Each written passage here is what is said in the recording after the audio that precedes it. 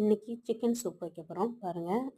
ஒரு வானலியில் ஏலக்காய், பட்டை, பூவு, 2 கிராம்பு, சோம்பு சேர்த்து லேசாக வறுத்து மிக்சியில் பொறுன்னு அரைச்சி வச்சுக்கலாம். தேவையானது பாருங்கள்: தக்காளி, பச்சை மிளகா, வெங்காயம், சிக்கன் நல்லா கழுவி ஒரு 3 தனியாக கழுவி வச்சுக்கோங்க.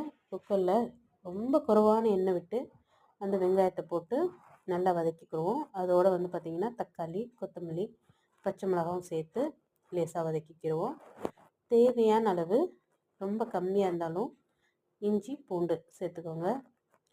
நல்லா ஒரு தடவை இன்னொரு தடவை வதக்கி விட்டுக்கிடுவோம்.